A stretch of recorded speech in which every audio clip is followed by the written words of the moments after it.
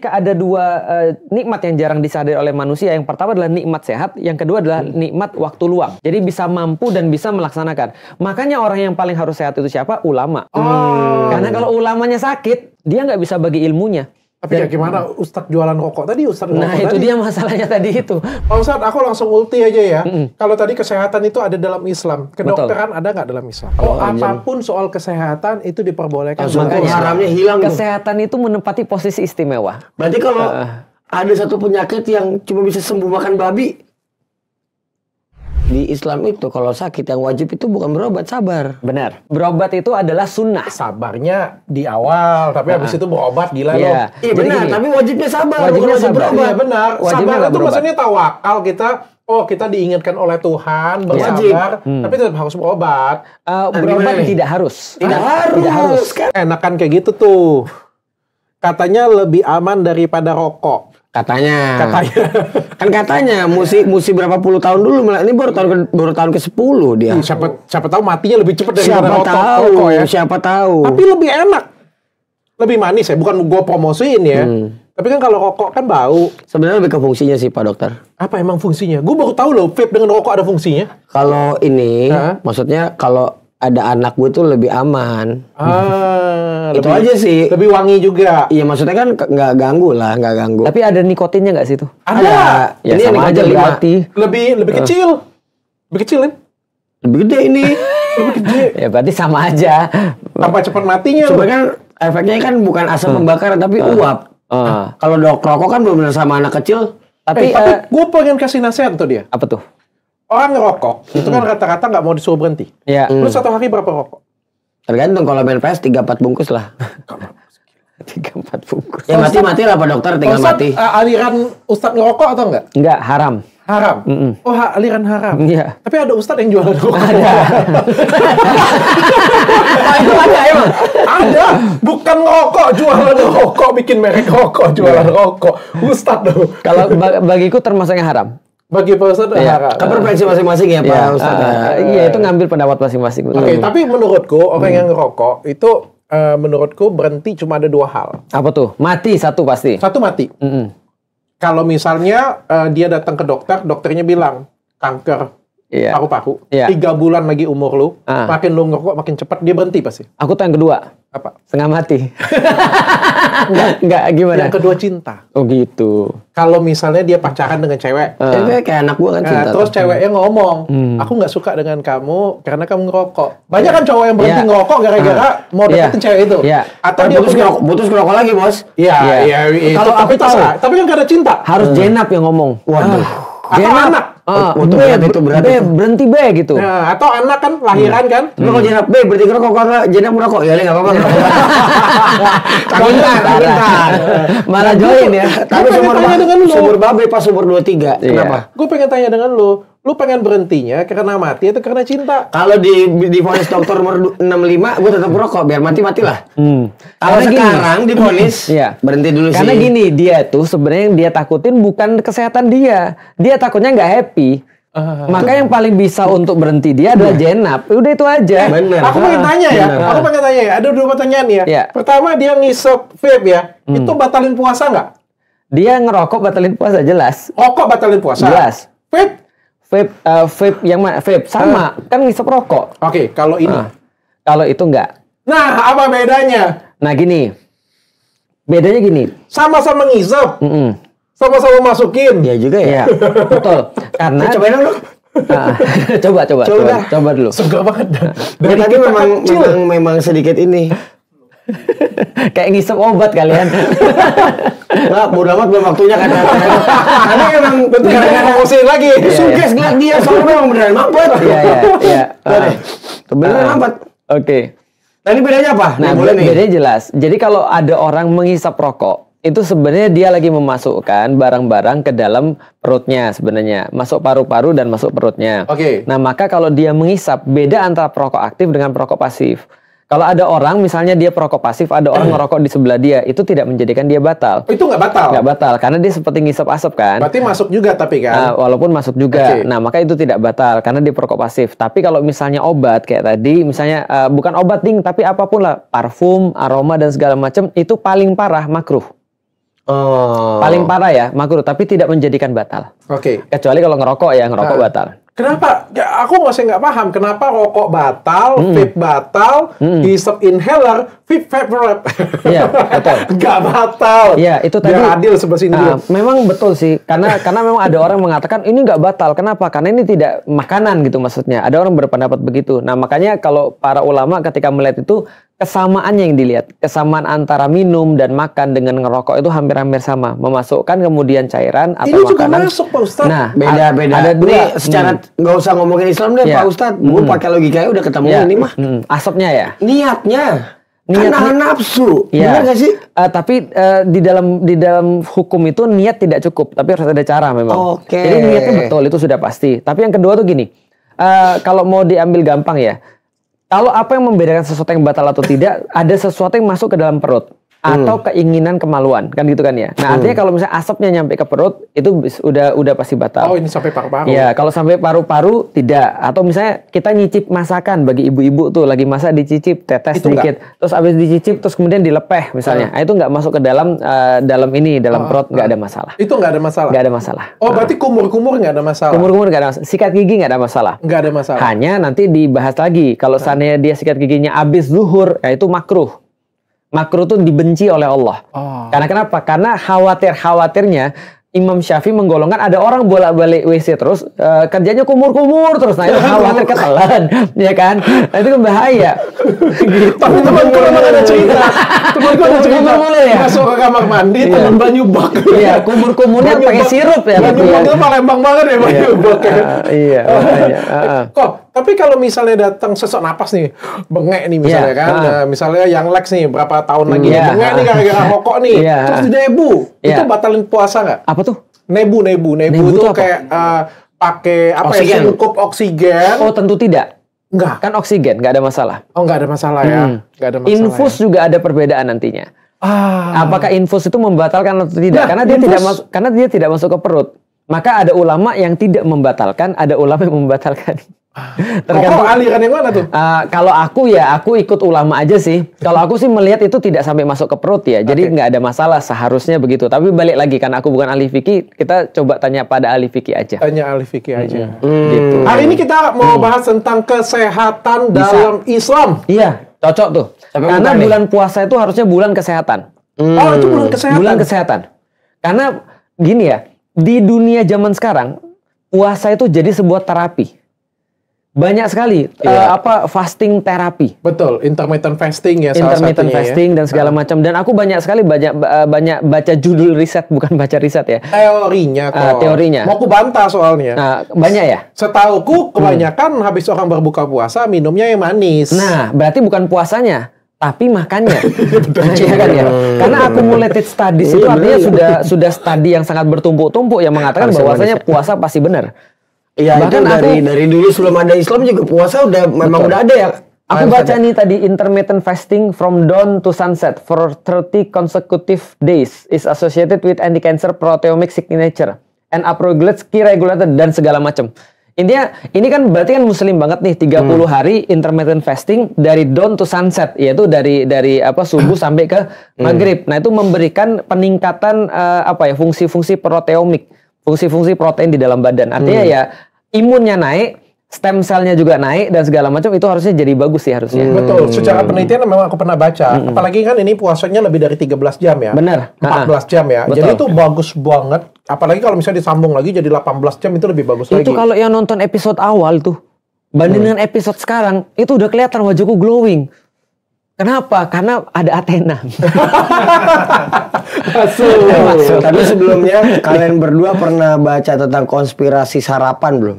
Apa tuh? Jadi yang bawa sarapan tuh nggak ada. Sebenarnya sarapan itu nggak ada. Iya, itu bisnis. Benar. Jadi ada satu pengusaha daging atau susu, gue lupa. Ya. Dia memang mau ngabisin stok daging atau susunya nih suplainya dia bayar dokter-dokter untuk bilang sarapan itu bagus buat kesehatan. Makanya namanya breakfast. Dia itu pertama kali memecahkan sarapan. Betul. Soalnya pas kondisi kita lagi tidur, itu posisi pemulihan paling bagusnya pas kita lagi nggak makan, kan lagi puasa itu, pas lagi tidur. Benar. Nah berarti waktu itu juga gue nonton si Andrew Tate tuh, Pak Ustadz, dia ngomong, dia bangun tidur, dia cobain, bukan Andrew Tate, ada ya dia bilang yang paling bagus itu bangun tidur jangan, kalau bisa puasa dulu sampai makan siang. Ya. Kalau bisa minimal minum doang air putih. Dan sebenarnya puasa tuh bagus banget. Sangat bagus. Sangat bagus buat kesehatan. Hormonal jadi lebih stabil, enzim-enzim yang keluar juga jadi lebih bagus. Peningkatan glikogen, peningkatan insulinnya bagus. Cuma masalahnya yang aku ngomong tadi, berbukanya dengan yang parah, sirup. Itu tuh jadi masalah, insulinnya langsung jadi gula ya spiking. Ujung-ujungnya pas lebaran lebih gendut lagi dari yang sebelumnya. Dan justru kenyataannya, justru di bulan puasa orang-orang muslim lebih banyak sakit. Kenapa gitu? Ya, supaya bisa nggak puasa. Masalahnya di situ. Dia udah puasanya bagus, tapi ternyata berbukanya itu masalah.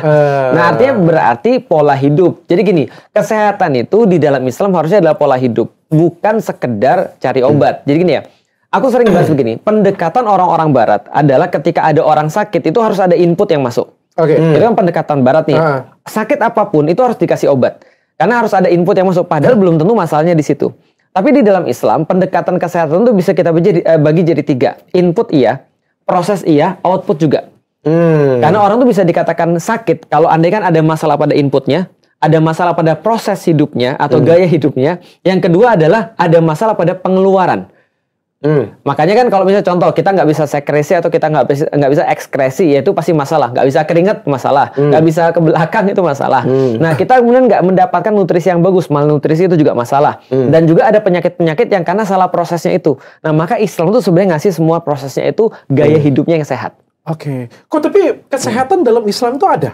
Kesehatan dalam Islam ada dan sangat dikasih sebuah porsi yang sangat besar. Makanya Imam Syafi'i, ini orang-orang Indonesia pasti tahu Imam Syafi'i karena mazhab fikihnya adalah mazhab Syafi'i. Imam Syafi'i itu pernah berkata kurang lebih begini, bahwasanya ada ilmu yang harus dikuasai oleh seluruh kaum muslimin, itu adalah ilmu kesehatan. Karena ilmu kesehatan hampir sama pentingnya dengan ilmu agama. Oke. Karena kalau ada orang tidak sehat, dia nggak bisa ngapa-ngapain. Maka kata Allah dasar semuanya. Semuanya jadi problematik. Karena ketika ada 2 nikmat yang jarang disadari oleh manusia, yang pertama adalah nikmat sehat, yang kedua adalah nikmat waktu luang. Jadi bisa mampu dan bisa melaksanakan. Makanya orang yang paling harus sehat itu siapa? Ulama. Karena kalau ulamanya sakit, mencerminkan kesehatan. Dia nggak bisa bagi ilmunya. Tapi ya gimana Ustadz jualan rokok tadi? Nah itu dia masalahnya tadi itu. Padahal semua penelitian dokter sudah mengatakan itu rokok bermasalah kan itu kan ya. Ya dengan alasan apapun ya dokter sudah ngomong semua rokok bermasalah. Bahkan rokok membunuh menurut beberapa, bukan menurut beberapa, semua rokok. Menurut kotak rokok sih sebenarnya. Iya menurut kotak rokok itu rokok membunuh. Tapi Pak Ustadz kalau mitos-mitos yang ngerokok umurnya panjang nenek-nenek itu ngerokok, bukan mitos, itu kan fakta juga. Ada fakta, orang-orang memang ada yang ngerokok, tapi misalnya dia nggak mendapatkan penyakit dan segala macam. Tapi ini bisa jadi kita katakan sebagai pencilan. Karena kan kalau kita lihat kalau relevansi, kalau kita studi metode ilmiah kan kalau kita bicara tentang relevansi itu berarti kita harus hitung tuh. Ini adalah signifikan atau nggak signifikan relasinya. Ini bro, itu yang dinamakan dengan jurnal bro. Kalau misalnya ada nenek lu misalnya kayak gitu punya. Sampai umur 90 ngerokok. Umur 90 tahun ngerokok panjang umur. Ya. Nenek yang Lex umur neneknya yang Lex umur 99 tahun merokok aktif sehari 3 bungkus kayak itu. Ternyata masih sehat. Masih sehat. Berarti rokok baik untuk kesehatan. Itu kan analogi yang ngawur. Iya, Nggak semua orang yang bisa seperti itu. Gue setuju rokok tidak bagus buat kesehatan. Tapi kayaknya gue orang yang ngerokok sampai 90 itu gue kayaknya ya nggak apa-apa sih. Artinya tadi kalau kita dikatakan bahwa kok ada yang sehat tadi, iya ada yang mungkin ada yang sehat, tapi jurnal itu adalah sebab akibat, ada relevansi, signifikansinya sudah dihitung. Artinya kemungkinan besar itu adalah bukan kemungkinan besar. Data-data menunjukkan bahwa itu adalah terjadi pada orang-orang yang ngerokok. Nah, makanya kalau kita bahas tentang kesehatan di dalam Islam itu penting banget. Bahkan kalau kita lihat di dalam Al-Qur'an, menarik. Nabi Ibrahim atau Abraham itu pernah bersyukur kepada Allah. Di dalam Al-Qur'an itu diceritakan doa pertama dia bersyukur pada Allah adalah atas hidayah yang dia terima. Karena kenapa? Memang betul. Kalau orang pun sakit asal dia tetap dapat hidayah itu sudah oke, nggak ada masalah. Yang kedua, dia bersyukur adalah atas makanan dan minuman. Karena makanan dan minuman itulah yang membuat orang jadi sehat. Orang zaman sekarang bilang gini, jadikanlah makanan sebagai obatmu sebelum obat jadi makananmu, kan gitu. Karena makanan-makanan itu sebenarnya adalah semuanya obat. Gitu kan ya. Adalah untuk menyehatkan kita. Dan makanlah yang membuat kita happy sebenarnya. Itu salah satunya menaikkan imun. Nah, yang ketiga, kesyukuran Nabi Ibrahim terhadap Allah adalah bersyukur atas kesehatan. Karena ketika dia sakit, Allah yang menyembuhkan, maka dia bersyukur atas kesehatan. Jadi ini penting banget di dalam agama Islam. Sangat di garis bawah. Sangat penting ya. Aku kasih kesimpulan yang paling gampang itu dari kata-kata Ko Felix tadi adalah badanmu, cerminan badanmu itu terlihat pada apa makananmu. Betul. Jadi makanan apa yang kau makan akan tercermin dengan tubuhmu. Iya, Tapi kan lu ketagihan nanti ya kan? Apa? Koko. Oh ya udah jelas. Ya kan ketagihan, adiktif kan? Koma dong. Iya. Setiap yang adiktif adalah khamar, betul. Makanya itu juga itu. Haram lu. Makanya tergantung ngambilnya yang mana. Makanya yang menarik lagi di dalam Islam itu adalah sebenarnya kesehatan itu adalah sebuah gaya hidup. Sehingga kita tidak bisa memaknai kesehatan cuma dari sekedar obat yang mana atau sakit apa, tapi tidak begitu, tapi gaya hidup. Contoh misalnya, Rasulullah itu membiasakan gaya hidup, dia selalu bangun subuh, tentu saja. Bahkan di dalam Al-Quran Rasul itu bangunnya setengah malam itu Rasul udah bangun untuk kemudian beribadah. Sehingga dia lebih sedikit tidur dan kemudian lebih sedikit kenyang. Nah itu bagus bagi manusia. Dan Rasul bilang seburuk-buruk tempat untuk diisi itu adalah perut. Maka semakin kamu banyak menuin perutmu, semakin banyak masalah hidupmu. Dan perut ini cerminan ngontrol nafsu yang lain. Puasa itu secara literal, makna puasa, definisi puasa adalah menahan keinginan perut dan di bawah perut. Perut dan kemaluan. Berarti kalau ini ngontrolnya bukan pakai fisik, ngontrolnya pakai non fisik nih, mental. Kalau ini ngontrolnya pakai fisik. Nah kalau lu bisa ngontrolnya pakai fisik, lu insya Allah bisa ngontrol yang nggak pakai fisik. Pak Ustadz, aku langsung ulti aja ya. Kalau tadi kesehatan itu ada dalam Islam, kedokteran ada nggak dalam Islam? Kedokteran, prinsip kedokteran tentu saja ada di dalam Islam. Kalau kita memaknai kedokteran adalah sebuah ilmu untuk mempelajari bagaimana agar manusia itu bisa sehat, tentu saja itu menjadi lifestyle di dalam Islam. Berarti kan kenapa aku bertanya seperti ini? Karena aku melihat kan ada beberapa perbedaan pandangan antara Islam dan kedokteran. Betul. Kalau misalnya memang kesehatan itu penting, kedokteran itu penting, kenapa tidak ada kedokteran maksudnya kedokteran dokter Islam? Real kayak gitu. Karena aku melihat kan beberapa kan Islam memandang kedokteran dunia barat ini berbeda dengan Islam. Fun fact, ada yang tahu kapan rumah sakit modern ditemukan? Rumah sakit modern tidak pernah ada di dunia barat sebelum Islam memperkenalkan konsep rumah sakit modern. Namanya Bimaristan. Makanya di Turki itu ada sejarah, ada museum kesehatan yang nggak bisa dibantah oleh siapapun. Bahkan ada banyak sekali studi yang mengatakan bahwasanya ilmu medis modern itu baru muncul di barat setelah perang salib.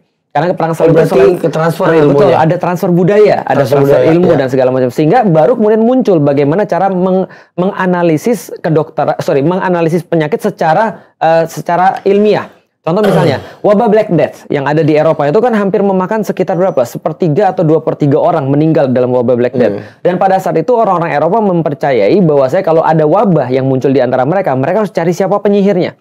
Mereka harus cari apa penyebabnya dan penyebabnya penyihir. Dan itu ada dalam film-film banyak sekali, Hansel Gretel, biasanya penyihir tuh rambutnya merah. Kemudian perempuan, nggak ada penyihir laki-laki. Kalau laki-laki penyihirnya bagus, Merlin gitu kan, Wizard of Oz dan segala macam. Nah, ini adalah kemudian cara pendekatan zaman dulu. Tapi pendekatan Islam dari dulu kita sudah bilang bahwasanya pasti ada jasad-jasad ternik yang ditularkan. Maka di dalam Islam mengenal metode sterilisasi pada zaman dulu. Tahun 1500-an itu sudah ada sebuah rumah sakit khusus mental illness yang ada di kota Edirne. Nah itu adalah perkembangan rumah sakit justru lebih banyak di dunia Islam. Dan di masa Rasulullah itu ada seorang perempuan, aku lupa namanya, nanti coba bisa dicari, pasti netizen lebih tahu tuh. Ada seorang perempuan yang dia justru membuat tenda untuk orang-orang yang sakit ketika perang waktu itu di zaman Rasulullah. Jadi sudah ada orangnya. Nanti itu terkenal sekali. Dijadiin sebagai fakultas kedokteran di hampir seluruh dunia Islam.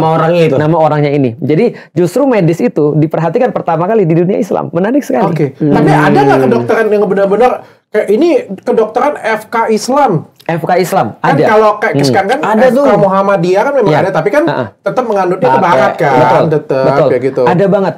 Pertama, kita tidak pernah mengatakan bahwa Islam yang memulai pertama kali kedokteran. Karena tentu saja orang-orang Yunani sudah memulai terlebih dahulu. Orang Cina dengan peradaban yang lebih tua, dia punya ilmu herbal yang sangat luar biasa. Orang-orang Mesir juga punya ilmu herbal yang sangat luar biasa. Maka di zaman Rasulullah itu pernah dikasih seorang tabib. dari Mesir kalau saya nggak salah. Nanti coba dikoreksi kalau salah. Dikasih tabib, dan tabib ini kata Rasulullah dijadikan sebagai dokter umum bagi semua orang yang sakit pada waktu itu, karena Rasul adalah pemimpin negaranya pada saat itu. Nah, berarti ilmu kedokteran ini ada pada zaman itu. Setidaknya Rasul tidak menutup diri dari ilmu pengobatan luar. Bekam yang sekarang sangat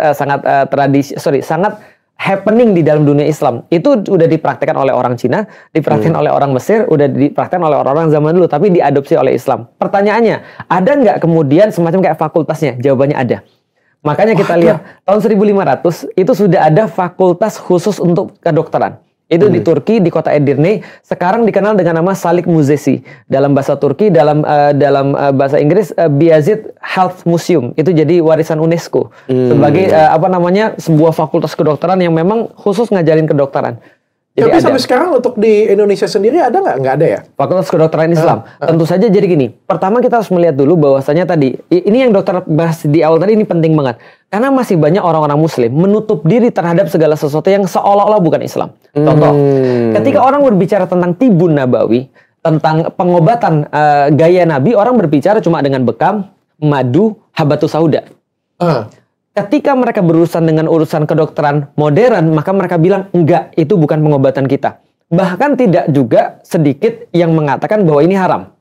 Oh, masih ada yang ngomong kayak gitu? Masih. Aku pernah ke tempat orang, terus aku bilang, ketika pandemi, terus ketika mereka cerita tentang masalah vaksinasi, mereka seolah-olah bilang, itu semua yang kena vaksin itu termakan godaan-godaan dajjal. Ada yang masih mikir begitu? Bahwasanya ada yang mikir bahwasanya ilmu kedokteran modern ini adalah seolah-olah sesuatu yang justru mendegradasi Islam. Padahal dalam pandangan Islam, ini pandangan filosofisnya adalah Rasulullah itu berkata, setiap penyakit itu ada obatnya. Setiap penyakit itu ada obatnya. Ini adalah filsafat kedokteran.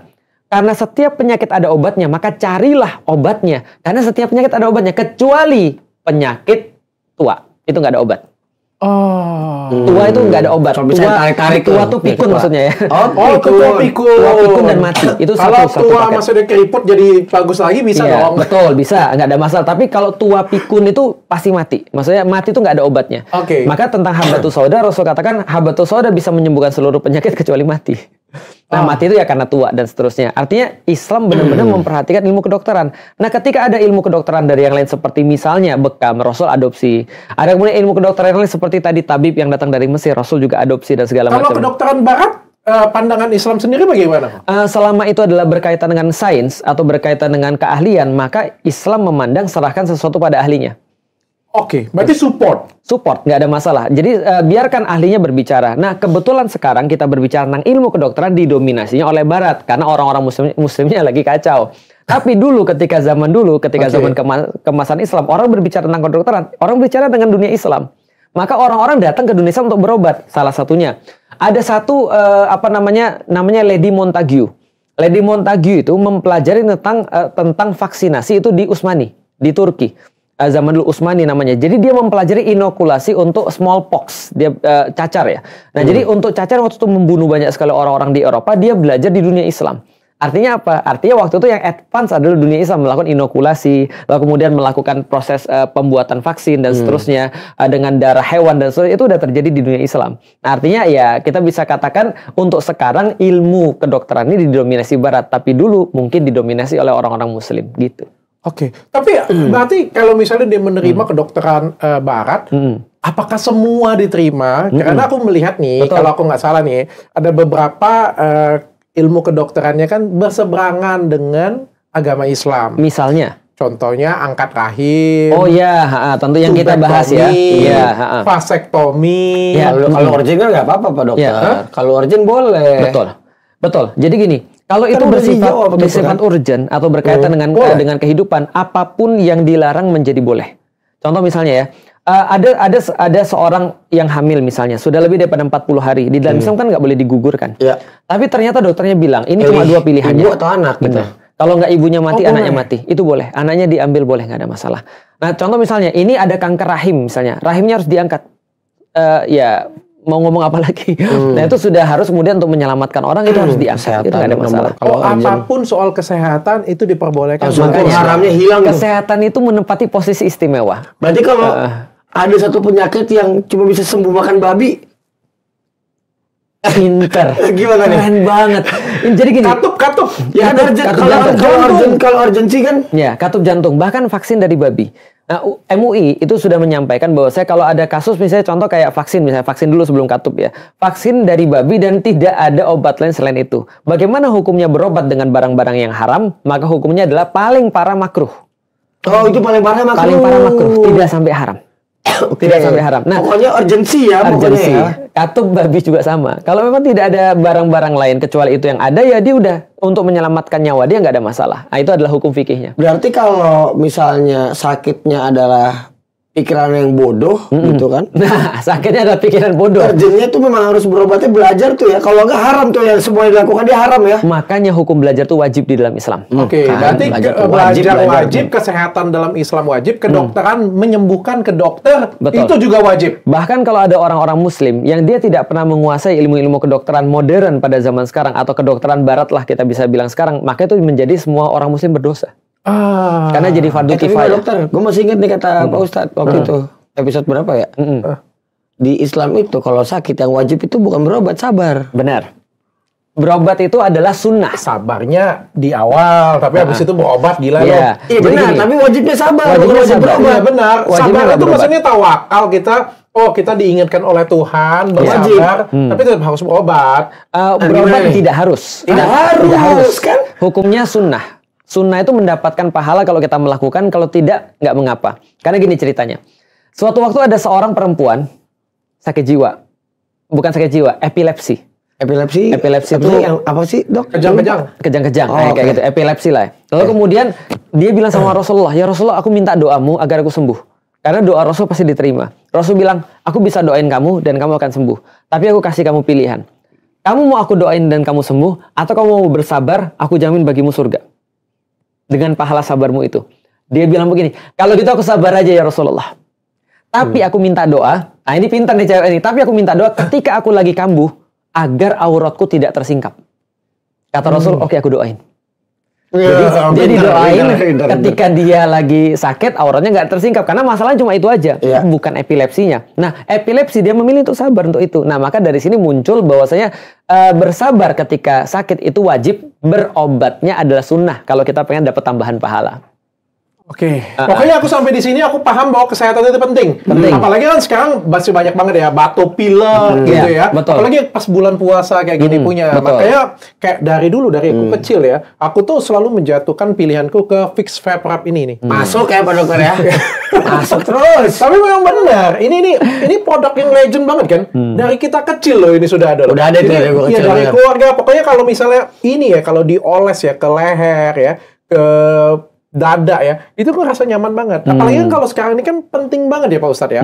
Kan kalau puasa kan nggak boleh makan. Betul. Makan obat kan 2 kali sehari, 3 kali sehari, ya kan. Kalau misalnya bisa dioles terus melegakan tenggorokan, melegakan pernapasan kita. Udah mulai bapak-bapak biasanya kalau udah mau gini. Masuk angin. Bener. Masuk angin. Tapi ngerasa lebih Tapi nyaman. sebelum lanjutin, masuk angin tuh bahasa Inggrisnya apa sih? Ada nggak sih di Enter the wind.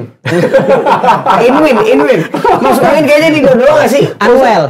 Common cold. Common cold. Common cold. Unwell aja ya. Gua nggak tahu ya. Iya. Jadi menurut gue sih ini paling cocok banget kita pakai pas puasa gitu. Ini Nggak batal puasa kan? Kalau kita pakai wangi-wangian nggak ada batal puasa. Nggak ada batal puasa. Dan kalau misalnya kita lagi sakit pas kita puasa, wajib juga kan kita kayak merelief atau membuat tubuh kita jadi lebih enak. Betul, makanya ada namanya aroma terapi. Nah, itu. Supaya puasanya juga jadi lancar ya. Dan aku nggak pernah tahu ada agama satupun yang lebih memperhatikan aromaterapi selain Islam. Oh iya. Jadi ada hadisnya, Rasul itu sangat menyukai parfum. Sangat suka dengan parfum. Dan parfum Rasul nggak main-main. Parfum Rasul pertama kasturi, musk. Ya, tapi dari yang asli ya, musk yang asli. Yang kedua adalah namanya ambergris. Itu dari muntahan paus. Yang kemudian ini ambergris barang mahal juga. Mahal banget. Yaitu ambergris. Yang ketiga Chanel number 5 pakai itu. Betul. Yang ketiga siapa? Chanel number 5 pakai itu. Itu muntahan paus yang 1 kilonya itu mahal banget. Apa, difermentasi kali ya? Iya, Diapain ya? difermentasi. Dan masalahnya adalah ini kena ke kulit antum sama kulitnya Dr. Richard, kena kulitku itu baunya bisa beda. Karena dia akan bereaksi dengan keringat kita. Oh gitu. Iya. Baru tahu gue. Itu ambergris. Yang ketiga itu adalah saffron. Itu parfumnya Rasulullah juga. Nah, jadi aromaterapi ini sampai diteliti dalam kitab-kitab itu bisa menyebabkan otak menjadi lebih bagus, lebih lancar, peredaran darah lebih lancar dan seterusnya. Oke. Ustaz, ini ada tips kesehatan ala Nabi Muhammad. Oke. Nabi Muhammad juga memberikan tips kesehatan ya? Sangat Jadi banyak. kalau sekarang dibikin itu Pak Dokter. Betul. Kalau zaman sekarang ini dia 10 tips menjaga kesehatan ala Nabi Muhammad. Iya, kalau sekarang sudah digantikan sama konten-konten creator. Nah, sekarang tapi kita baca dulu ya supaya kita tahu ya apa sih tipsnya. Siapa di sini Muslim? Kalian Muslim ya? Aku Semua pengen tes kayaknya karyawanku dulu 10. Ya. Kalian tahu nggak sih apa tips kesehatan Ayo. Nabi Muhammad? Kena ujian kan? Nggak tahu. Nggak tahu. Andi, ente tahu nggak? Antum tahu apa 10 tips? Tania kabur. Tania, asisten pribadiku. Tania. Oh, kamu Emang ganti di PWK aja. Tania. Gampangnya gini aku kasihin ya. Semua hidup Rasul tuh tips kesehatan. Tips kesehatan ala Nabi Muhammad, Tania, tahu nggak? Dulu hafal sih, Dok. Udah, berarti nggak tahu. Jujur. Tidak makan berlebihan. Iya. Itu adalah kemudian Rasul sampaikan perut itu cara pembagiannya adalah sepertiga makanan, sepertiga air, sepertiga udara. Itu cara pembagiannya. Jadi berhentilah sebelum kenyang kata Rasulullah. Nah, jadi kita kalau misalnya belum kenyang ini harus berhenti. Nah, itu bagus bagi kesehatan tubuh. Ini hadis atau memang Ini hadis. Hadis kan? Iya, kata Rasul sering nerapin ini nih kalau lagi nongkrong. Asik. Kalau makan berhentilah sebelum kenyang. Iya, itu bagus sih memang. Iya, Itu betul. sudah bagus. Apalagi kalau misalnya kualitas apa yang kita makan ya. Iya. Yang keduanya tuh sama. Bentar, Pak Dokter. Soalnya di lapangan tuh emang kalau udah ini pas lagi enak-enak ini pengennya mau nambah, tapi Iya. begitu nambah udah gak enak tuh. Iya, berhentiin sampai di situ. Makanya jadi kayak pernah gak gitu makan? Betul banget, Lagi soalnya. enak-enaknya nih, aduh nih gue tahu nih sesuap lagi nih enak nih, cuman 2 suap lagi udah gak Iya, enak. megah. Jadi gue sering praktekin itu di Betul. kehidupan sehari-hari. Sumpah sering gue praktekin itu. Dan tadi sama Dok, sebelum kita masuk ke berikutnya ya, Rasul juga benar-benar mengasup dengan nutrisi-nutrisi yang bagus. Kualitasnya bukan bagus. cuma kuantitas. Betul. Makanan kesukaan Rasul misalnya, contoh ya, Apa? labu. Cuka. Cuko apa? Cuko Palembang. Bukan, cuka Belum ada lah, Dok. Cuka Palembang belum ada. Gak nyampe sono. Pakai gula merah. Iya. Cuka, susu, roti. Susu dicampur roti. Oke. Paha kambing. Nah, kenapa sih orang Islam itu identik banget dengan kambing? Iya, karena di sana adanya kambing. Ustadz Khalid Basalamah itu datang bawa kambing. Kambing. Karena Rasulullah Shallallahu Alaihi Wasallam itu suka makan paha kambing. Nah, itu makanan kesukaan Rasulullah, dan paha kambing itu ternyata diteliti sekarang kan banyak kebaikan tuh. Madu. Itu kesukaan Rasul juga. Apalagi misalnya kesukaan Rasul, kurma. Kurma itu juga kesukaan Rasul tuh. Nah, itu semua adalah makanan-makanan yang diasup dalam diri dia. Bahkan ada satu hadis yang diartikan oleh para penggemar raw food. Itu adalah makanan yang sangat luar biasa bagi Rasulullah. Jadi pernah ada satu hadis dikatakan bahwa selama 3 bulan kalau saya nggak salah, itu tidak terlihat asap mengepul dari rumahnya Rasulullah. Berarti tidak ada makan makanan yang dimasak. Berarti raw food yang dimakan. Mentah ya. Mentah. Dan itu adalah kurma. Kualitas makanan penting banget ya. Kualitas makanan penting banget. Tapi permasalahannya kalau kita ngeliat di Indonesia lebih parah lagi nih. Kita ngomong kemarin kita ngomong Muslim dengan segala aturannya kagak patuh. Betul. Apalagi betul. kita ngomongnya kayak gini nih yang paling simpel nih. Benar. Nah, itulah makanya aku pernah terus terang selama pandemi itu karena makanan adalah satu hal yang paling penting. Dokter tahu ada seorang sahabat namanya Amr bin As. Dia adalah seorang yang sangat pintar sekali dan dia disuruh menyelesaikan masalah pandemi yang pernah terjadi di masa waktu itu. Waktu itu pandeminya parah sekali di daerah Syam, dan karena pandeminya parah dan banyak yang meninggal, maka Amr bin As berkata begini, penyakit pandemi ini seperti api dan manusia adalah sekam-sekamnya. Maka pisahkan manusia. Gampang kebakar ya. Dia bilang jangan satuin manusianya. Kalau lu satuin manusia, apinya tambah gede. Maka dipisahin seluruh manusia-manusia, dan Amr bin As bilang kasih mereka ke gunung. Kenapa? Kalau pikiran kita, gunung tuh airnya lebih bagus, makanannya lebih bagus, udaranya lebih bagus. Ya. Oke. Inputnya sempurna. Nah, maka begitu pula di dalam Islam juga sama. Jadi dikasih input-input yang bagus supaya tidak terjadi problem-problem. Kok sebelum kita lanjut ke sini, tadi aku ada pertanyaan dan aku lupa dan tiba-tiba aku ingat ya. Kalau kesehatan bagi agama Islam itu penting, tapi aku ada yang pengen aku protes nih, dan mungkin kita akan perdalam nanti di episode selanjutnya bersama dengan dokter spesialis penyakit jiwa nanti. Oke. Aku ngerasa kayak kata-kata Koko tadi aku bisa mengerti ya. Sebagai orang yang aku ngomong lebih berpendidikan lah ya. Aku bisa dalam bidang bahwa itu. kalau misalnya kita sakit, nomor satu adalah bersabar. Aku bisa tahu, paham. Tapi kalau misalnya kita berobat itu pahalanya jadi lebih banyak. Betul. Kalau kita mengambil intisari ini dari sisi yang positif, maka hasilnya akan positif. Dimana ketika kita dapat sakit, kita wajibnya sabar dulu. Musibah, kita anggap ini suatu berkah dari Tuhan. Lebih mengingat dan lebih mendekatkan diri pada Tuhan. Habis itu kita berobat, sembuh, jadi lebih baik. Ingat yang kesalahan lama supaya kita nggak mengulangi lagi pasti ya. Itu kalau yang cerdas. Betul. Ya. Kalau yang Tapi enggak, kebanyakan orang justru sakit nggak datang ke dokter gara-gara hadis itu atau gara-gara kandungan itu. Ustadz. Gimana? Ada nama Ustadz? Ustadz. Gara-gara Ya kalau ke dukun oke lah ya masih. Dukun kan juga kan ada dokter di bawahnya masih ada bidan, masih ada perawat, masih ada dukun. Ada dukun. Masih ada lah dikit-dikit Masih ada garis kesehatan lah ya. Masih ada garis kesehatan lah dikit-dikit kayak gitu. Kita anggap dukun yang benar-benar bagus lah ya. Dukun beranak, dukun ini masih ada lah. Bacalah dikit lah dia. Ini kan ustadz. Gak ada hubungannya dengan kesehatan kayak gitu. Semua orang datang sakit, datang ke ustadz. Yang lebih parah, aku setuju sih. Datang ke pastor, datang ke ustadz, datang ke mana, aku setuju. Tapi habis itu tetap berobat. Iya. Aku nggak setuju kalau misalnya datang ke ustadz habis itu kagak berobat lu. Gimana? Justru gini, di dalam Islam itu kita menempatkan sesuatu pada posisinya. Gampangnya gini, di dalam Islam itu ada 3 dok. Kalau kita gampang ya, kalau kita mau gampangin di dalam Al-Quran itu ada 3. Satu, perkara-perkara yang namanya baik dan buruk. Oh, bukan baik dan buruk, benar dan salah. Benar dan salah. Benar dan salah ini cuma Allah yang bisa nentuin. Oke.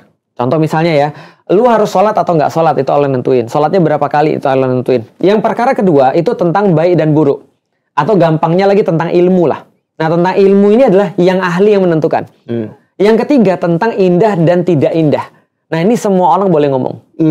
Artinya, kalau ada orang sakit, datangnya ke ustadz, ustadznya bukan yang ngerti masalah kedokteran, maka dia tidak sesuai dengan Al-Quran. Yang kedua ya. Yang sama kayak ada orang nanya ke aku, Ustadz, anak saya besok mau ujian, bisa nggak didoain? Aku bilang sama dia, mana ya belajar? Aku doain ibu, dan aku doain anak ibu mau dia ujian ataupun dia nggak ujian. Kok nilai jadi bagus? Itu nggak bisa gitu juga bu. Makanya aku bilang belajar. Iya kan ya. Contoh lagi, ada yang datang ke aku. Entah dia ngece atau enggak. Ustadz, bagaimana caranya supaya saya tidak jerawatan? Datang ke dokter Ica. Karena aku jerawatan juga. Gitu kan ya. Itu paham ya. Jadi banyak orang Islam nggak ngerti 3 ini. Nah, karena dia nggak ngerti, akhirnya yang urusan yang indah dan tidak indah, yang semuanya boleh untuk menentukan, dia justru nanya orang. Tapi dalam urusan yang ahli, malah mereka poting. Gitu kan ya. Ini masalah nih. Masalah yang Allah nentuin malah dibantah. Itu. Dokter, aku mau nanya. Boleh. Jadi bisa dibilang gini nggak? Kalau dalam Islam itu, kalau dia udah tahu makanan ini bawa dampak buruk, yang dilakukan tuh dosa atau apa Pak Ustadz? Atau nggak dapat pahala atau gimana? Oke, bagus. Kalau andaikan ada seseorang itu dia misalnya contoh ya, makan udang bisa menyebabkan dia alergi, dan alerginya parah ya, bukan alergi normal ya. Ada yang orang alergi cuma gatal-gatal, ada yang bibirnya bengkak dan tapi kalau alergi sampai penyempitan kerongkongan atau penyempitan segala macam yang bisa membuat dia nyawanya terancam ya, maka haram barang itu bagi dia. Tapi kalau yang dia udah tahu dia nggak, itu kan dia udah tahu nih situasinya. Tapi dia tahu nih kan, kita juga tahu lah ya, kita punya klasifikasi ini makanan-makanan nggak sehat nih. Oke. Makanan konsumsi. Tapi itu dia gimana hukumnya? Itu yang orang bilang rokok tadi.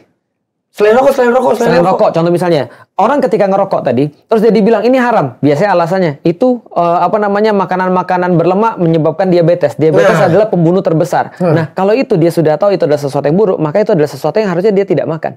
Kayak misalnya asam urat. Ya gampang, asam urat gula ya gampang. Betul. Nah, makanya ketika kita bahas tadi, aku lanjutin yang pertanyaan di awal tadi banget. Maka ketika aku berbicara tentang makanan yang baik bagi kita, bukan hanya makanan yang halal bagi kita, yang baik itu yang mana? Aku pernah mendengar satu orang yang mengatakan gini, dok, makanan tuh mulai jadi buruk sejak niat. Ketika niatnya diproduksi untuk industrialisme, food industry, maka itu sudah mengandung keburukan sebenarnya. Kenapa? Karena yang terjadi adalah justru berlebih-lebihan. Ya, kapitalisasi soalnya. Kapitalisasi. Jadi dia sudah problematik mulai dari awal, sudah dari intentionnya dia sudah untuk buruk gitu kan ya. Kalau dari awal dibikin kulkas itu udah jadi nggak bener tuh. Betul. Jadi kira-kira itulah. Walaupun aku nggak sampai se ekstrim kulkas ya. Contoh kayak gini. Aku pernah bilang gini. Dulu aku masak misalnya pakai minyak goreng biasa. Tapi ternyata kalau kita lihat dari segi studi, ternyata minyak kelapa lebih sehat. Misalnya kalau kita ambil contoh yang sangat detail. Tapi ternyata ketika aku ngobrol sama orang yang punya pandangan ini, dia bilang enggak juga. Lu belum tentu ketika lu ganti dari minyak goreng biasa sawit kepada minyak kelapa, lu enggak lantas jadi sehat. Kenapa? Karena minyak kelapanya dibuat oleh siapa dulu? Kalau niatnya untuk industrialisasi, food industrialization, maka ini menjadi problematika. Kenapa? Karena setiap industrialisasi yang niatnya adalah kapitalisasi akan menghasilkan waste. Betul. Aku nggak paham. Oh, berarti kalau misalnya gitu, yang mau ulang lagi nih. Oke, aku coba ulang lagi ya. Ulang dulu. Jadi yang industrialisasi. Food industry. Jadi contoh kayak gini, Dok. Kalau kita misalnya contoh ya, ibu kita masak hamburger bagi kita misalnya. Maka dia akan potongin itu, dia lihat ada berapa orang yang dia masak, maka dia masak untuk menyenangkan orang. Lalu kemudian dia potongin sesuai dengan kadar orang tadi. Maka kemudian jadilah itu makanan sehat bagi orang itu. Tapi kalau namanya food industrialization atau industri makanan, itu dia bertujuan untuk dengan sekecil-kecilnya pengorbanan menghasilkan sebanyak-banyaknya keuntungan dong. Maka yang terjadi apa? Di situ mulai terjadi pengawet, peternakan yang kemudian dimasifkan, yang itu nanti akan membuat problematika sendiri pada daging bohongan digede-gedein. Betul. Nah itu namanya food industrialization. Betul. Suntik hormon dan lain sebagainya. Orang bilang gini, you are what you eat, seperti kata dokter tadi. Coba bayangin, Dok, kalau seandainya semua orang makan ayam broiler yang sekarang, yang nggak bisa bergerak sama sekali di dalam kandangnya itu kan ayam nestapa tuh. Seumur hidupnya dia nggak bisa ngapa-ngapain, Dok. Hidupnya sengsara, Dok. Kita makan ayam sengsara, Dok. Setelah itu kita kemudian bad mood. Gara-gara makanan tadi. Gara-gara orang yang ayamnya juga bad mood. Jadi itu hukumnya apa kalau di agama Islam? Hukumnya tidak sampai haram. Cuma itu bukan makanan yang toyib. Bukan makanan yang baik, tapi tidak sampai haram. Berarti nangkap. Ya, udah nangkap. Yang menarik adalah suatu waktu ada seorang yang ngafalin Quran. Terus kemudian ngafalnya itu menjadi semakin lambat. Maka kemudian yang pertama kali dicek apa? Makanannya. Ini kenapa lu nggak hang? Lu makan apa lu? Iya, lu makan apa? Karena kenapa? Juga. Your food is your mood. Itu kan. Bahkan ada studi tersendiri kan untuk menganalisa feses. Your food is your mood. Iya, your food is your mood. Ada studi khusus di dunia kedokteran modern yang menganalisa feses.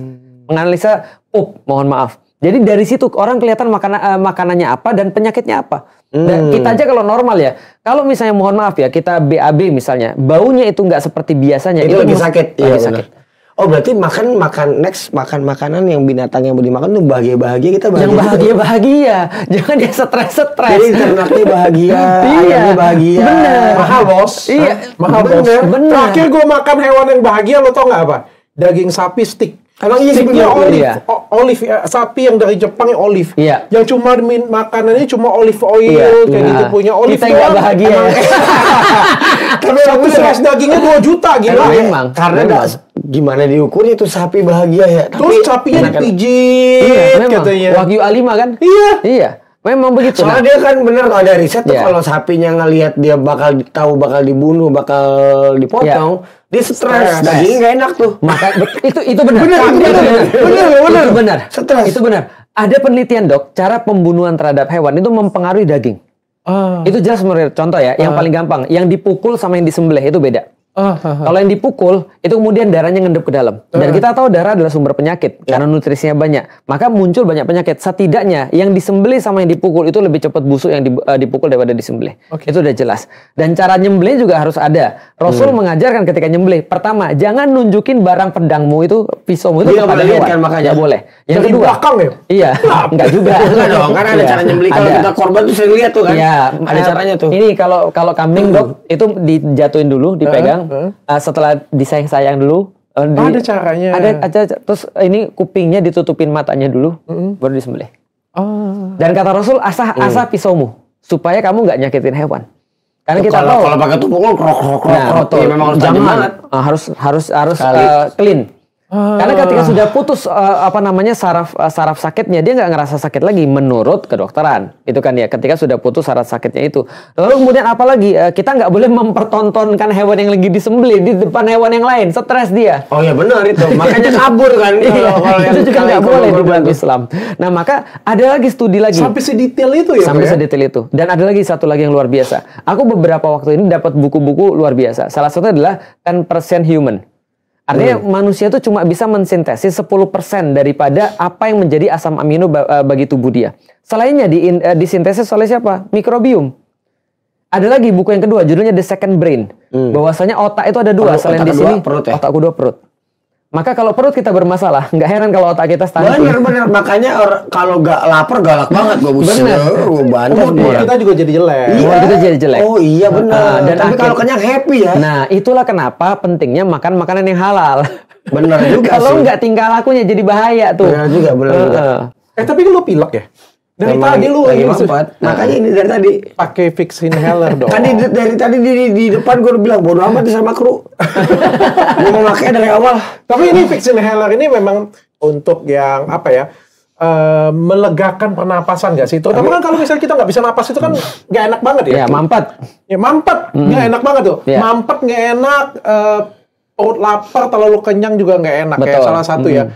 Mikirnya juga jadi nggak jernih. Dan kalau ini pakainya tuh enak banget, tinggal di set,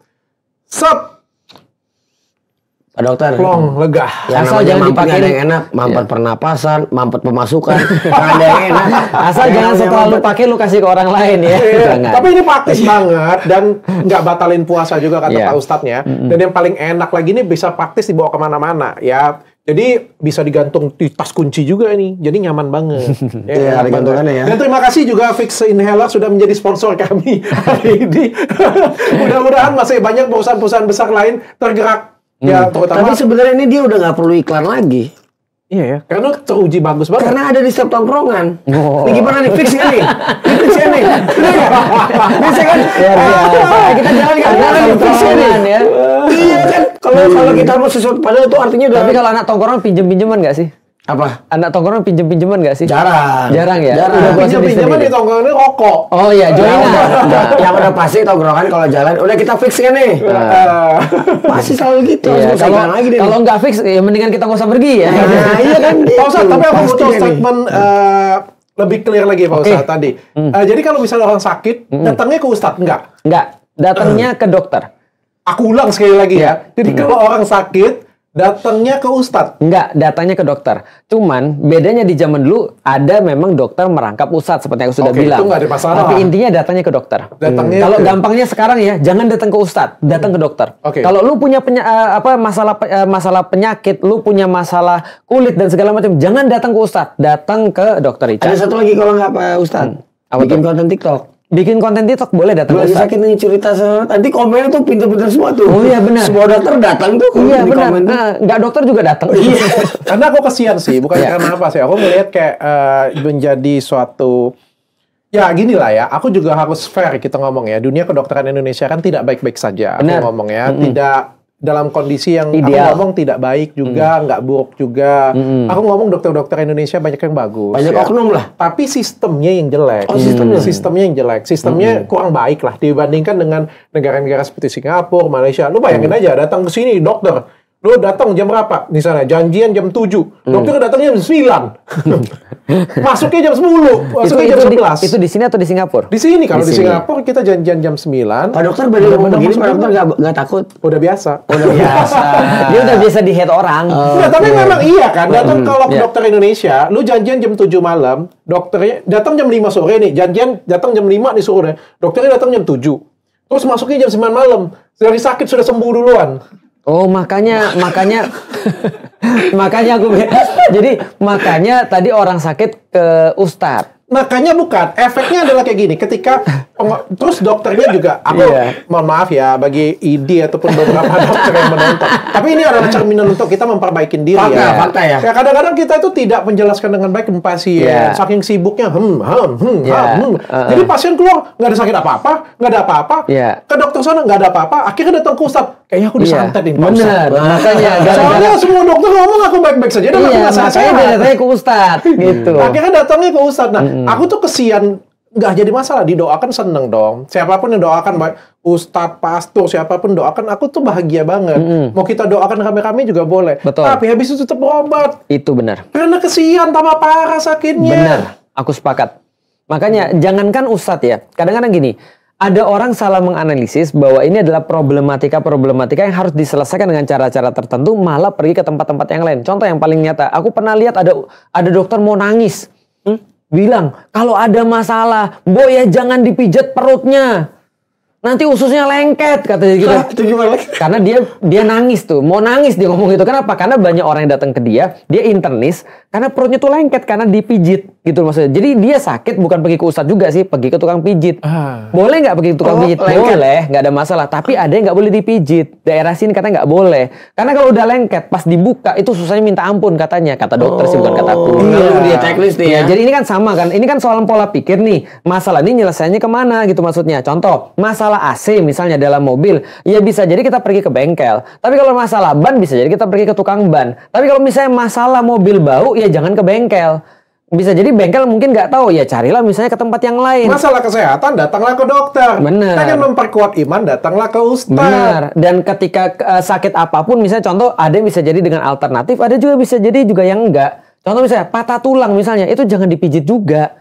Lah nama patah tulang itu yang mesti ada perlakuan khusus gitu loh maksudnya. Itu maksudku. Nah, ini pola aja nggak boleh asal-asalan kan. Itu pola pikir ini harus dikasih tahu masalah apa, hasilnya apa. Karena nggak ada semua orang bisa nyelesain semua masalah. Oke. Gitu. Kita balik lagi Pak Ustadz. Ada yang nomor 2 ini katanya tips sehat ala Nabi Muhammad.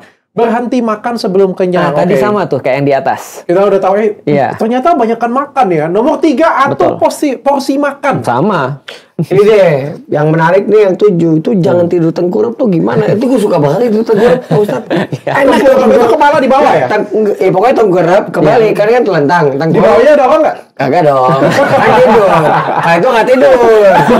Nah itu ada bangun. Smackdown namanya. Kita aja tidur ada yang bangun. Nah ini kalau gue tuh hobinya tuh gitu tidur tengkurap, peluk guling enak banget tuh. Aku nggak tahu ya. Aku nggak tahu aku nggak tahu itu benar atau enggak. Tapi aku pernah baca bahwasanya kedokteran itu justru juga sama melarang posisi tidur tertentu, termasuk tidur tengkurap. Nanti coba dilihat ya, karena aku nggak pasti kalau yang ini. Aku pernah baca tapi nggak pasti. Nanti coba ditanya dokter Richard aja. Aku sendiri juga hobi tidur tengkurap sih sebenarnya.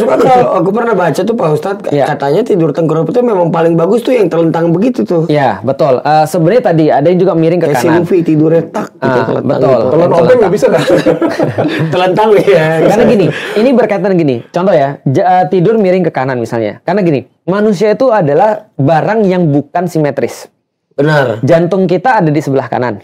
Ya, jantung kita ada di sebelah kiri. Kalau dia kelainan ada di sebelah kanan ada. Nah, maka ketika kemudian dia jantung sebelah kiri atau sebelah kanan sih? Kiri. Lambung di sebelah kanan juga. Sebelah kanan dari aku. Iya. Lambung ada di sebelah sini. Kanan. Sebelah kiri. Sebelah kiri atau sebelah kanan? Kiri. Nah, makanya disuruh miringnya ke sebelah kanan. Oh, supaya nggak kegencet. Iya, karena apa namanya manusia bukan barang yang simetris. Nah, hanya saja tidak juga serta-merta sebelah kanan terus.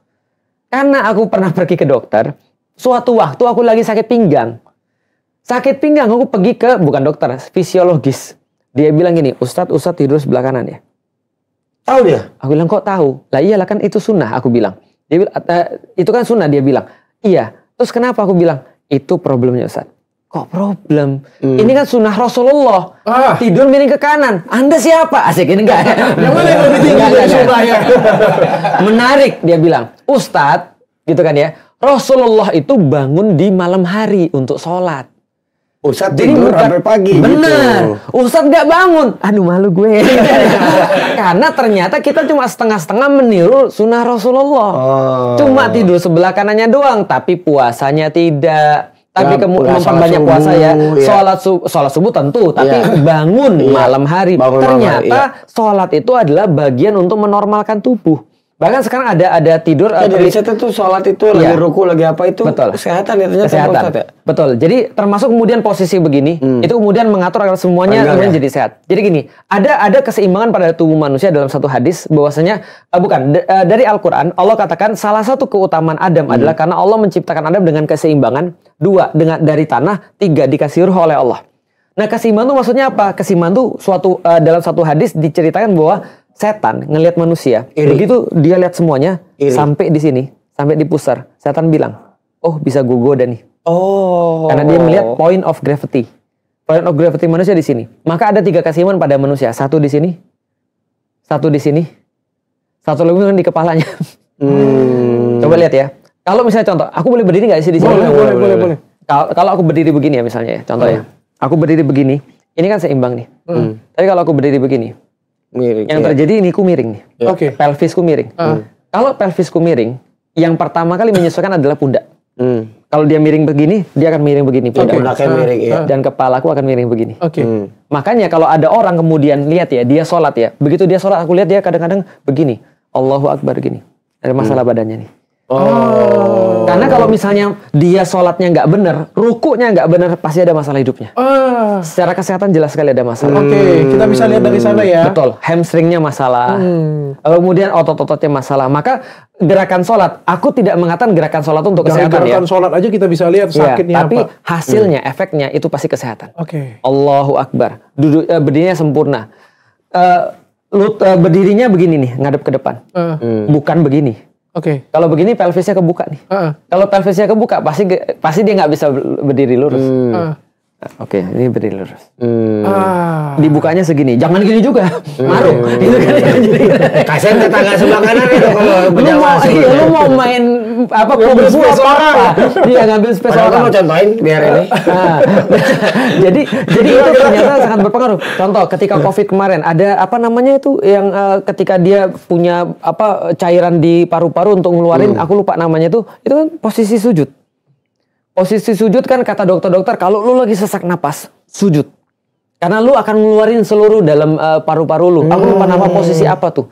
Netizen masih lebih tahu nih. Oke. Nah, posisinya mereka lebih pintar dari dokter. Benar. Kalau nggak mereka habis dengerin Pak Ustaz ngomong gitu langsung searching dia. Nah, langsung searching. Nah, jadi itu semua ada. Bahkan infused water juga ada di dalam Islam. Oke, Pak Ustaz, ini kan ada salah satu tuh tidak minum Homer. Nah, ada yang kemarin ke-skip ini. Ada yang kemarin ke-skip nih. Kemarin aku makan durian. Iya. Enak banget duriannya. Alkohol kan? Nah, duriannya kan kita tahu kan, dan durian itu kan ada alkohol. Benar. Itu apa itu Homer? Kan? Oke, ini kemarin tuh ada yang nonton tapi nggak nangkep penjelasanku kayaknya. Aku waktu itu bilang alkohol belum tentu Homer atau alkohol bukan Homer. Maka mereka bilang, berarti alkohol boleh dong. Nah itulah kadang-kadang perlu di-upgrade pemahamannya gitu kan ya. Bodohnya. Jadi gini, kenapa aku bilang alkohol itu bukan Homer? Karena gini, orang umumnya mengatakan alkohol, pokoknya segala sesuatu yang memabukkan itu alkohol. Padahal kalau kita teliti yang namanya Homer, itu ada alkohol, ada etanol. Oh iya, oke. Karena gugus alkohol itu kan banyak. Ada C5, ada C2H5, ada segala macam. Itu kan gugus. Banyak alkohol itu gugus, betul. Yang dipahami oleh orang sekarang alkohol itu bukan Homer yang sebenarnya. Tapi kalau kita lihat, Homer itu apa? Segala sesuatu yang memabukkan. Maka yang namanya buah-buahan itu pasti ada alkoholnya. Apel ada alkoholnya. Betul. Anggur ada alkoholnya. Apalagi durian. Habis makan kepala kita sakit kan gitu kan ya. Kenapa? Mahal gitu kan ya. Makanya dok lain kali bagi-bagi ya gitu. Karena minta dibagi, maka itu tidak haram. Tidak haram karena jadinya dibagi dua pusingnya. Nah, jadi artinya balik lagi kalau pada alkohol ya. Berarti yang namanya buah-buahan walaupun dia mengandung alkohol itu bukan Homer. Karena Homer adalah sesuatu hadisnya kalau kita rangkum adalah sesuatu yang melalui proses fermentasi. Lebih tepatnya fermentasi anaerob. AP enggak, karena itu bukan fermentasi anaerob. Itu apa tuh? Apa tuh? Tempoyak fermentasi perasaanku bukan anaerob, aerob juga. Jadi anaerob itu anaerob tidak perlu udara. Fermentasi wine itu nggak pakai udara, maka dia harus dikasih ke gentong yang kedap, lalu kemudian disimpan. Itu fermentasi anaerob. Ciri-ciri fermentasi anaerob itu kata Rasulullah seperti kemudian air mendidih. Blubuk. Jadi ada busa-busanya. Bubble-bubble. Berarti durian tapi enggak ya? Enggak ada masalah. Oke, Pak Ustadz, aku pengen tanya kayak gini deh. Kan kalau kita ngomong Homer, alkohol lah. Alkohol kan berarti tidak semuanya semuanya haram kan? Betul. Kan yang Lex juga pernah nanya nih, kalau minum alkohol nggak mabuk kayak gitu punya kan? Iya, tetap haram. Bilang tetap haram. Karena alkohol dalam minuman itulah yang disebut Homer. Iya. Tapi kayak gimana kalau misalnya di suatu negara atau di suatu lokasi, ketika kita ngomong alkohol itu menjadi suatu culture atau tradisi. Contoh nih, kita datang, misal ya, di suku apa di Indonesia. Karena ada masih suku-suku tertentu di Indonesia. Atau di Irian Jaya kita datang. Terus kita pengen dong menyebarkan agama Islam dong. Tapi dari awal kan juga itu sudah nggak masuk. Karena ada aurat di sana. Ya kan, dimana perempuan-perempuannya juga memakai hanya tentu saja. Lalu kita ngomong, wah itu aurat itu nggak mencerminkan agama Islam. Kita set. Langsung lepas pala. Iya kan? Dan kita juga nggak tahu, misalnya mereka juga ada ritual atau apa yang menggunakan alkohol kayak gitu punya. Apakah itu atau daerah-daerah tertentu yang memang itu sudah jadi culture, bukan kayak kita di sini gitu kan. Kalau nggak minum itu ya nggak anget badan atau ada lah pasti negara, suku, bagian tertentu yang itu dijadikan bukan homer atau bukan ketagihan. Betul. Tapi bagian dari budaya culture mereka. aja. Kayak orang-orang Cina lah. Misalnya contoh dia pas orang lagi hamil dikasih ara gitu kan ya. Ara ayam ya. Apa? Muayu. Gitu ya namanya. Iya, muayu. Arak merah itu pasti kalau ibuku lagi ayam, kuahnya coklat, muayu pakai arak Cina. Merah. Iya. Istri minum nggak? Istriku enggak tentu saja, tapi ibuku minum. Dan dulu ketika ibuku lagi misalnya melahirkan adekku, aku minum lah. Capo juga pada waktu kita akil balik. Iya. Capo itu aku juga nggak pernah tuh. Aku nggak pernah tuh. Tapi yang jelas ketika kita makan tubuh dan darah Kristus, itu dikasih kan anggur. Anggur juga kan sama kan ya. Itu wine. Nggak tahu itu kayaknya nggak ada alkoholnya deh kayak. Sirup anggur kayak. Kita harus mencoba membuktikan ya. Nanti karena mikir kali ya, jadi nggak mabuk. Ya, aku mau minta banyak dengan pasurnya dikasih. Kan nanti lu mabuk katanya. Ya artinya gini. Artinya kalau kita melihat seperti itu, kita balik lagi. Kalau hukum fikihnya nggak boleh. Kalau hukum fikihnya berarti nggak bisa. Syariat itu kan melarang sesuatu yang banyaknya haram, sedikitnya juga haram. Sedikitnya haram, banyaknya apalagi kan gitu kan ya. Nah, tapi kalau kita bicara fikih dakwah tentu saja berbeda. Maka seperti kasus ketika Rasulullah masih berdakwah di Mekah. Rasulullah berdakwah di Mekah, ketika itu Rasul sudah dapat Islam, beliau itu sholat di depan Ka'bah. Di saat yang sama, itu Ka'bah itu ada banyak patung-patung semuanya tuh. Patung-patung berhala. Tapi kan Rasul nggak langsung kemudian frontal untuk ngancurin semuanya. Kapan Rasul ngancurin semuanya? Ketika sudah ada kekuasaan yang memperkecil mudorot yang terjadi. Nah, maka kemudian ketika Futu Mekah, baru kemudian berhala-berhala itu dihancurin. Gitu. Nah, jadi artinya ada fikih dakwanya juga. Contoh misalnya ya, kita datang ke tempat orang yang bermaksiat. Kayak sekarang ada ustadz-ustadz yang berdakwah di tempat-tempat pelacuran dan segala macam. Terus dikontenin. Nah, terus dikontenin. Saranku jangan datang sendirian, gitu kan ya. Kalau kan datang sendirian, mau apapun yang terjadi orang nggak percaya, gitu maksudnya. Biar ada saksi ya Pak Ustadz. Iya, biar ada yang benar-benar ini memang mau dakwah, bukan mau transaksi kan itu kan ya. Bukan. Kok Ferry nggak mau coba gitu? Kayaknya aku belum kuat kayaknya. Nah, jadi artinya belum kuat jangan ya. Iya, jangan, bahaya. Kan banyak yang lain kan gitu kan. Nah, artinya kalau kita melihat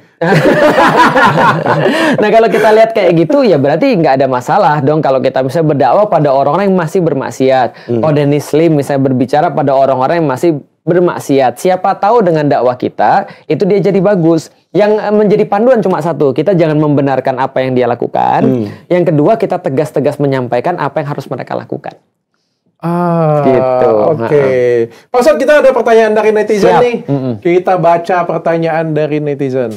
Katanya puasa justru bisa membawa berbagai manfaat penting bagi kesehatan tubuh. Terus gimana di negara-negara yang puasanya panjang? Memang katanya ada perbedaan lama puasa ya. Benar. Ada yang sampai 20 jam. Apakah aman untuk kesehatan? Karena karena bumi itu tidak berputar 0 derajat. Dia 23,5 derajat. Miring, sehingga terjadi perbedaan season, musim. Contoh kayak sekarang nih misalnya, jangan sekarang nih, Desember itu bersalju di mana di wilayah bagian utara. Tapi kalau di wilayah bagian selatan panas gitu kan ya. Karena itu kan ada perbedaan panjang waktu. Contoh misalnya, aku pernah kemarin puasa di Turki. Jadi 10 hari terakhir aku ngajak anak-anak puasa di Turki. Itu lumayan. Jam 4 subuh sudah mulai puasa. Buka puasanya jam 8. Extend time 2 jam. Betul, berarti kan 18 jam tuh. 18 jam. Nah, lebih malah. Gitu kan ya, lebih daripada 2 jam. Ya, 18 jam lah. 18 jam kita puasa. Bisa nggak? Masih bisa. Ada yang lebih parah lagi. Di Amerika, ketika puasa. Di wilayah utara misalnya di Amerika, ketika bulan puasa-puasa sekarang itu bisa jadi 20 jam seperti yang dia katakan. Maka ulama-ulama dalam membahasnya tergantung. Kalau itu masih bisa dilakukan dan masih mungkin orang-orang melakukan, sekali lagi mayoritasnya itu melakukan, maka kita juga bisa melakukan. Tapi kalau sudah sampai kayak di Norwegia atau Iceland misalnya, yang pas puasa itu matahari nggak turun-turun, itu bisa berapa hari loh itu? Seminggu loh. Mana berapa bulan, gitu kan ya? Matahari nggak turun-turun, maka di situ disepakati carilah tempat yang masih masuk akal yang paling dekat. Ya berarti contoh nih, kalau ada fatwa di situ matan, oke kita ambil yang normal aja lah, 16 jam. Ada nggak kalau daerah yang lebih cepat dari waktu Indonesia kayak gitu? Oh ada, puasa di New Zealand lah. Oh iya. Sekarang untuk sekarang. Nah contoh ya, bulan Juni misalnya puasa ini, atau sekarang bulan April puasa. Di New Zealand bisa jadi lebih enak. Bisa jadi di jam 6 baru mulai puasa, selesai jam 5. Oh iya bisa. Bisa. Berarti kalau misalnya aku muslim nanti dan aku pengen menghemat waktu kayak gitu, aku pindah ke New Zealand pas saat Ramadan. Bener. Itu jam bisa banget. Subuh puasa. Itu termasuk dalam rencanaku tuh. Tapi itu boleh kan? Boleh, nggak ada masalah. Kenapa nggak boleh? Yang penting duitnya nggak ngutang. Iya, itu yang penting hukumnya ditaati. Iya, kan enak tuh. Gitu. Atau malam terus dibawa kutub selatan gitu tadi. Nah, tapi aku baru pertama kali ngelihat temen puasa, menurutku itu orang jenius banget. Gimana? Ternyata aku chat jam 12 siang, dia masih bangun. Chat jam 2 pagi, dia masih bangun. Jam 4 dia sahur. Baru dia tidur. Terus mati. Jam 5 dia mati, tidur mati sampai jam 5. Dia bangun lagi jam 4. 2 jam kemudian berbuka. Anjir dalam hati gue. Ternyata kayak gini ya cara itu gimana tuh? Ngakak-ngakain tuh. Itu bisa, tapi harus diawasi sholat asarnya. Contoh ya, sekarang sholat asar itu jam 3:30. Sekarang sholat asar jam 3:30. Jadi contoh, kita bisa tidur dari pagi subuh sampai sebelum asar selesai. Kita udah harus sholat zuhur dulu dong. Karena kalau lu misalnya sampai asar lewat, lu nggak sholat zuhur. Oh siang maksudnya jam 12. Betul, sama aja. Sudah jelas. Iya. Itu berarti bahaya. Nah, saranku solusinya, pergi keluar safar. Editor kita gitu dong. Nah, tapi kan tetap puasa. Nah, tetap puasa tapi harus sholat juga kan. Kan amal sholat itu mendahului amal puasa. Ya kan seperti kita diskusi di episode sebelumnya kan tetap kita harus puji dong. Betul. Nah makanya aku tawarin solusi. Pergilah sampai umroh ke Arab sana sekalian. Jadi dia bisa dijamak sholat zuhur sama sholat asarnya. Nah itu kan bisa dijamah. Yang apa namanya bisa dirapel. Iya dirapel. Tapi dirapel harus ada kondisinya. Kondisinya ketika safar. Aku mau nanya nih, di dalam Islam tuh Pak Ustadz ada nggak ngajarin, ada nggak keterkaitan? Karena kan Islam kan teknis-teknis terus nih Pak Dokter kan Pak Ustadz. Kalau kesehatan jiwa itu mempengaruhi kesehatan fisik nggak? Pertanyaan yang sangat bagus sekali. Karena gini, justru di dalam Islam, kesehatan jiwa itu mendahului kesehatan fisik. Kan, benar kan? Kesehatan jiwa itu mendahului kesehatan fisik dan lebih diperhatikan daripada kesehatan fisik. Makanya wajibnya orang ketika sakit fisik adalah sabar.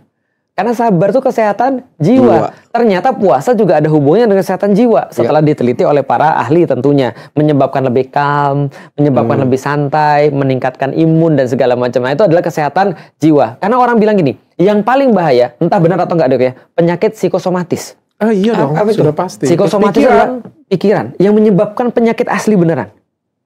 Pikiran itu lebih menyakitkan daripada sakit ini loh. Dan itu tuh dari pikiran bikin sakit mah. Makanya itu hal yang paling gue takutin. Adalah tiap hari gue nggak bahagia, Pak Dokter. Cemas, nggak bahagia. Itu lebih serem daripada penyakit fisik. Bener, makanya jadi mental illness itu bahasan utama di dalam Islam. Termasuk gitu. Iya. Termasuk terlalu takut dengan kematian. Betul. Terlalu takut dengan kiamat. Akhirnya mati beneran. Terlalu takut karena ditakut-takutin. Mohon maaf ya, oleh pemuka agama kayak gitu. Betul. Ya. Itu membuat kita tuh jadi kepikiran, jadinya banyak yang benar. Psikosomatis. Ya kok ini ada sedikit kontradiksi ya kita bahas soal kesehatan Islam. Dalam artian gini, gue orang yang paling gak takut mati, cuma gue gak pernah takut sama kematian. Jadi malah kebalikannya nih. Lex, lu tau ada ayat di dalam Al-Quran? Apa nih? Coba nih. Jadi ini berkaitan dengan ini luar biasa nih. Kata Allah begini, "Fatamannawul maut in kuntum shodiqin." Kalau Anda memang orang-orang yang benar, inginkanlah kematian. Harusnya kamu nggak takut mati. Kalau kamu benar. Pengen mati tapi dengan cara yang benar. Bukan pengen mati. Bukan pengen mati, beda. Nggak takut sama mati ya. Tidak takut mati. Kenapa? Karena orang benar nggak takut mati. Orang yang benar takut gimana caranya mereka mati. Matinya nggak takut. Iya. Karena gini ya, coba lihat filosofinya ya. Filosofi gini, lu pergi ninggalin keluarga lu, istri sama Jenab. Pergi ke Amerika, 6 pekan. Logikanya, lu pengen balik ketemu mereka dong. Allah juga sama. Kalau andaikan dia benar-benar mencintai Allah dan Rasulnya, maka kematian itu adalah pintu penghubungnya. Kita ketemu lagi. Ketemu lagi, bukan pintu pemisah. Betul. Tapi orang-orang yang mereka cuma dunia, itu pintu pemisah. Takut dia, benar. Karena kenapa mereka takut mati? Pintu pemisah mereka dengan apa yang mereka cintai, dunia dan seisinya. Iya. Harta dan lain-lain. Iya. Oh berarti kalau pikirannya sehat, udah pasti jiwanya sehat. Nah, itu yang tadi pemulihan dalam bentuk sel. Betul. Dan tadi Jadi kita bisa self healing beneran? bisa. Itu semua di sini. Kan kalau di apa namanya Ninja tuh yang main si Raiden tuh kok Raiden siapa namanya? Siapa? Ninja Assassin. Hattori. Hanzo. Siapa sih lah itu? Hanzo. Dia kan gitu itu sembuh tuh langsung daging tutup nyet. Iya, enggak gitu juga sih. Gitu juga. Penyembuhan dalam tingkat sel. Lu pernah nggak sih sakit kayak gini ya? Tapi self healing ini dalam dunia kedokteran bener ya. Lu pernah nggak datang sakit ya, misalnya datang ke dokter ya, berobat nggak sembuh. Datang ke dokter B juga, kagak sembuh. Terus akhirnya lu berserah diri, makan makanan sehat, lebih ikhlas, istirahat yang cukup, dan sembuh. Kansernya hilang. Sembuh. Kansernya bisa hilang. Kalau karena tubuh kita itu punya self healing. Dalam bentuk sel, tapi kebanyakan itu yang bisa membunuh kita itu adalah psikosomatis kita sendiri. Betul. Lu bayangin kayak gini ya, lu datang ke dokter ya kagak sembuh ya, terus maaf ya, lu datang ke salah satu pemuka agama, misalnya gua pemuka agama, gua doain, Kiai, gimana Kiai? Gua doain nih, katanya sambil baca kan, gua sambil batuk. Habis itu gua kasih, gua bilang kan, ya berserah kepada Tuhan, apa yang terjadi pada saya? Ya ini ada yang ngikutin kamu kan belum Benar. Pulang lu kepikiran. Ada yang nempel. Ada yang nempel. Gue sakit kan ada yang nempel nih. Ada yang benci kamu kan. Jelas aja hidup kita siapa yang nggak ada yang benci gitu kan. Kamu pernah nggak ada berbuat salah sehingga ada orang benci banget dengan kamu? Pikirin aja dia ngapain ya gitu punya. Jadi dukun ya. Enggak, template-nya sama. Gitu aja ya. Dan aku tuh lihat dengan mata kepala aku sendiri itu dilakukan. Ya, betul. Nah, itulah yang aku mau bahas tentang dokter tadi, tentang fear. Jadi gini, pertanyaannya adalah manusia perlu fear atau enggak sih? Menarik nih. Perlu. Kenapa? Karena ternyata dari sudut pandang ilmu apapun, sosiologi ataupun kemudian kedokteran ataupun apapun juga, ternyata fear itu perlu agar manusia bisa mempertahankan hidupnya. Maka what kind of fear yang menjadi toksik dan menjadi mortal gitu kan, yang menjadi kematian, yaitu adalah fear yang berlebihan. Kalau gampangnya di dalam Islam adalah fear itu semuanya, kalau kita punya fear ini taruh ke Allah, karena fear kepada Allah itu menyembuhkan. Takut boleh tapi secukupnya aja. Tapi takut kasih ke Tuhan. Jangan kasih manusia. Secukupnya. Kalau kasih ke manusia itu toksik pasti. Oke, ya Allah aku takut ya Allah. Ya Allah aku takut banget ya Allah. Bimbing aku sembuh. Kasih aku jalan bagaimana. Apa yang harus aku lakukan, ridhoi jalanku. Bukan artinya cuma kayak ya Allah berikanlah aku rezeki ya Allah, habis tidur. Enggak gitu. Nah, maka kalau misalnya kita fear kepada manusia itu salah. Maka betul ketika ada pemuka-pemuka agama, misalnya contoh dia malah membuat orang itu psikosomatis, itu justru dia problematis. Terakhir nih Pak Ustadz. Dalam Islam diajarin nggak cara berpikir sehat? Berpikir sehat diajarin banget. Pertama, berpikir sehat itu dimulai dari bersyukur. Maka komunikasi pertama hamba dengan Tuhannya adalah Alhamdulillah. Alhamdulillah. Makanya kan Al-Fatihah dokter baca awalnya Alhamdulillah. Segala puji dan syukur kepada Allah. 2 kali itu. Yang kedua juga itu. Betul. Alhamdulillahirabbil alamin. Baca gue. Lu baca enggak? Salah satu karena banyak taman muslim dan beberapa keluarga juga ada yang muslim. Betul. Satu culture yang sering gue sebutin itu, betul gue tanya ke mereka artinya apa, bagus banget tuh Bismillah. Bismillah tuh gue sering banget. Dokter, kalau mau ngapa-ngapain Bismillah dalam hati aja. Betul. Karena kan artinya sama ya, maksudnya artinya itu bagus banget. Asal jangan lakuin sambil lakuin dosa. Iya. Karena terakhir ngelakuin dosa kayak gitu bilang Bismillah masuk penjara. Itu benar. Itu benar. Oh iya ya. Ada emang minum kerja makan babi bilang masuk penjara. Jadi gini ceritanya. Aku sering bilang pada orang yang stres.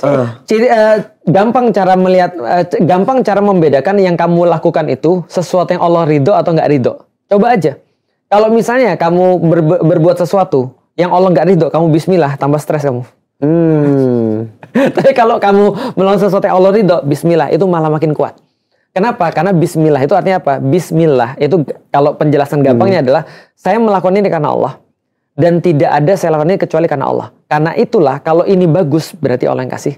Kalau nggak bagus berarti ini juga adalah pelajaran dari Allah. Jangan kalau mau bilang mau mencet spin gacor. Kali dua. Itu malah makin deg-degan dia, gitu kan ya. Mau minta apa namanya? Mau minta rezeki sama Janus kalau iya. Nggak nyambung. Beda server. Iya, nggak nyambung. Iya. Nah itu pentingnya. Nah yang kedua, lifestyle Islam itu setelah syukur sabar. Maka sabar tuh kayak rem, syukur tuh kayak gas. Nah dua ini dimainin, namanya mobil mainin dua itu aja. Sabar sama syukur. Kalau kita udah punya sabar syukur, semuanya jadi baik. Oke. Iya, contoh, bini lu ketemu lu. Itu bersabar atau bersyukur? Bersabar dia. Bersabar. Lu ketemu bini lu. Bersyukur. Nah, klop. Dia akhirnya mulai ngegas. Ya, itu mental illness. Tapi lu bayangin kalau ada orang nggak bisa bersyukur dan nggak bisa bersabar. Nggak ada satupun.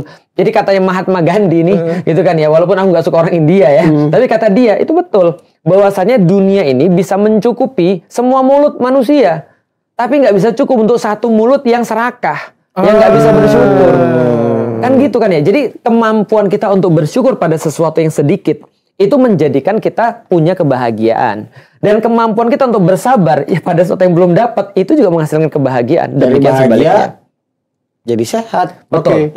Aku closing nih, berarti orang Islam yang baik, orang Muslim yang baik, harus punya raga dan fisik juga yang sehat. Benar. Benar banget. Karena diatur dari agama Islam. Bahkan sampai tidur. Tidur pun diatur di dalam Islam. Jadi bagi kalian semua yang jerawatan dan flek boleh datang ke klinik saya.